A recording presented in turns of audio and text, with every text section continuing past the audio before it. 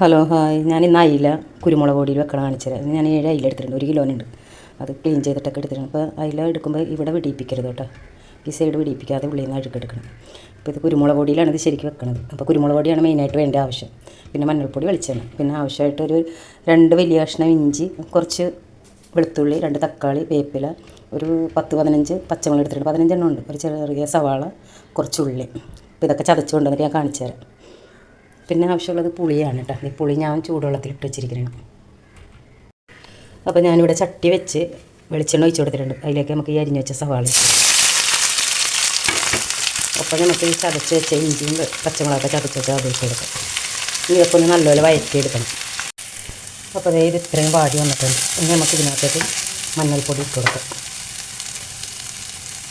ഒരു 2 സ്പൂൺ ഇട്ട് കൊടുക്കട്ടെ.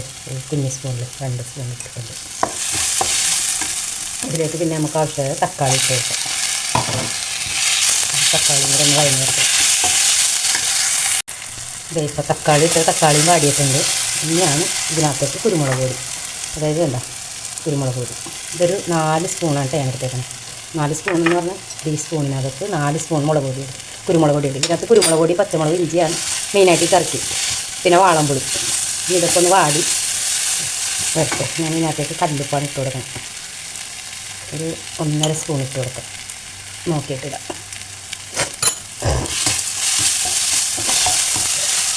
ഇതൊന്ന് ജസ്റ്റ് ഒന്ന് വാടി വരട്ടെ. അപ്പോൾ കുരുമുളക് പൊടി ഇട്ട് എല്ലാം വാടി വന്നിട്ടുണ്ട്. ഇനിയാണ് പുളിവെള്ളം ഒഴിച്ച് കൊടുക്കാം. വാളംപുളി ഇന്നതാണ് ഇത് ഒഴിച്ച് കൊടുക്കാം. പുളിയൊക്കെ നോക്കിയിട്ടൊക്കെ വേണം കേട്ടോ പുളിയൊക്കെ ഒഴിക്കാൻ. പിന്നെ നിങ്ങൾ കുറച്ചാണ് വെക്കണമെങ്കിൽ അതനുസരിച്ചിട്ട് അതിനനുസരിച്ചിട്ട് എടുത്താൽ മതി സാധനങ്ങൾ. കുറച്ച് വെള്ളം അതിൽ ഒഴിക്കണ്ട, ഒരു 1/2 ഗ്ലാസ് വെള്ളം അതും കൂടെ ഒഴിച്ചൊന്ന് തിളവരട്ടെ. ഇപ്പോൾ നമ്മളെ കറി തിളച്ച് വന്നിട്ടുണ്ട്. ഇതിനകത്ത് വേറൊരു മുളക് പൊടിയോ മല്ലിപ്പൊടിയോ ഒന്നുമില്ല. പക്ഷേ ഈ കറി കൂട്ടാനുണ്ടല്ലോ ഭയങ്കര ടേസ്റ്റാണ്. അതും ഈ അയില ഇങ്ങനെ മുഴുവത്തോടു കൂടിയാണ് ഇടുന്നത്. അല്ല, കാട്ടയിലേക്ക് വെക്കണമെങ്കിൽ നല്ല ഇതിനില്ല. ഇത് ഒരുവിധം വലുതാണ്, അതുകൊണ്ടിട്ടാണ് ഞാനിപ്പോൾ ഇന്ന് ഇങ്ങനെ വെക്കാമെന്ന് വിചാരിച്ചത്. കാരണം ഇങ്ങനെ വെക്കണ കറി ഇവിടെ ഭയങ്കര ഇഷ്ടമാണ്. ഞാൻ പെറുക്കി എപ്പോഴും വെക്കുമ്പോൾ ഇതുപോലെ നല്ല വാവട്ടമുള്ള ചട്ടിയിൽ വെക്കണം കേട്ടോ. എല്ലാ അയിലയും പെറുക്കിയിടട്ടെ ഞാൻ.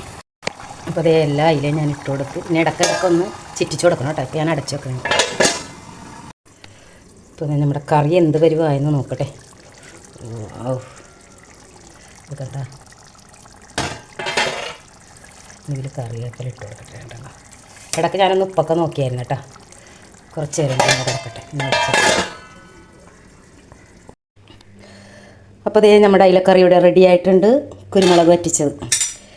ഇതൊരു പ്രത്യേക ടേസ്റ്റാണ് ഈ കറി കൂട്ടാൻ. ഇപ്പോൾ നിങ്ങൾ വിചാരിക്കും ഇതിൽ മുളക് പൊടിയൊന്നും ഇട്ടിട്ടില്ലല്ലോ. അപ്പോൾ ഇത് കുഴമ്പ് പോലെ ഇതാണ്, നല്ല കുറുകിയ ചാറാണ്. അതായത് നമ്മൾ വാളംപുളിയല്ലേ ഇതിനകത്ത് വയ്ക്കണത്. മുളക് പൊടിയോ മല്ലിപ്പൊടിയോ ഒന്നും ഇട്ടിട്ടില്ല. പക്ഷേ ഈ കറി കൂട്ടാനുണ്ടല്ലോ ഭയങ്കര ടേസ്റ്റാണ്. അപ്പോൾ നിങ്ങളെല്ലാവരും ഇതുപോലെ ഒരു പ്രാവശ്യം ഉണ്ടാക്കി നോക്കാം. ഇഷ്ടപ്പെട്ട ലൈക്ക് ചെയ്യുക, ഷെയർ ചെയ്യുക, കമൻറ്റ് ചെയ്യുക, ബെല്ലൈക്കൻ ക്ലിക്ക് ചെയ്യുക. എന്താണെങ്കിലും നിങ്ങളൊരു പ്രാവശ്യം ഉണ്ടാക്കണം കേട്ടോ. കറിൻ്റെ ടേസ്റ്റ് എത്രത്തോളം ഉണ്ടെന്ന് എനിക്ക് നിങ്ങൾക്ക് പറഞ്ഞു തരാൻ പറ്റൂല. കണ്ടോ, ഞാനിപ്പോൾ ചോറിൻ്റെ മേടിലേക്ക് ഇങ്ങനെ വെക്കണം. കണ്ടോ, വേറൊരു കറിയും വേണ്ട കേട്ടോ, ഉപ്പേരിയും ഒന്നും വേണ്ട. കാരണം അതൊന്നും കൂട്ടാനുള്ള ടൈം ഉണ്ടാവില്ല. ഈ അയില അത്രയ്ക്ക് രുചിയാണ്.